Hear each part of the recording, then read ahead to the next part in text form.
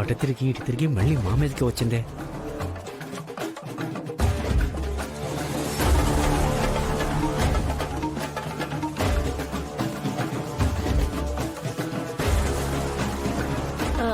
అవును తులసి, అడగడం మర్చిపోయాను. సిద్ధు ఎలా ఉన్నాడు?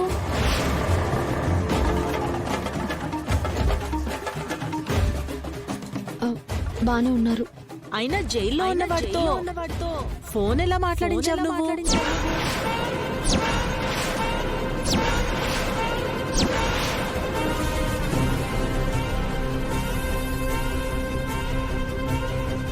జైల్లో ఉండడం ఏంటి? వదినా, అయ్యో మర్చిపోయి నోరు జారాను.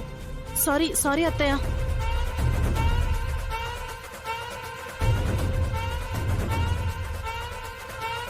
$10,000 వాళ్ళ ఒత్తికి నిప్పంటించాను. ఇక పేలాల్సిందే. సిద్ధు, జైలు అంటున్నావేంటి నీలిమా? అది కంగారులో ఏదో అనేశాను. ఏం లేదులే, నేనేం చెప్పలేదు, మీరేం వినలేదు. ఏయ్ నీలిమా,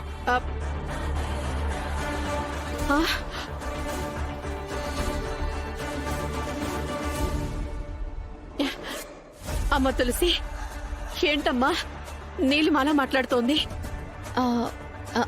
అదేం లేదత్తయ్య, మీరు మంచినీళ్ళు తాగండి ముందు. నాకేం వద్దు, ముందు నా ఫోన్ నాకు ఇవ్వండి. ఫోన్ ఇవ్వమ్మా.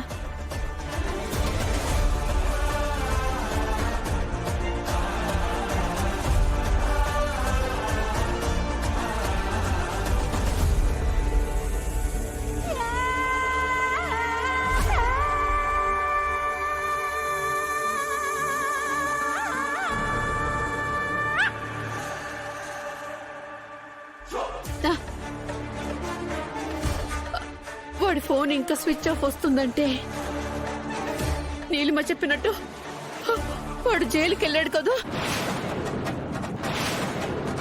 అమ్మా, అన్నయ్య జైలుకి ఎందుకు వెళ్తాడు? నువ్వు తన మాటలేం పట్టించుకోకు. లేదు లేదు, సిద్ధు జైలుకి వెళ్ళాడు.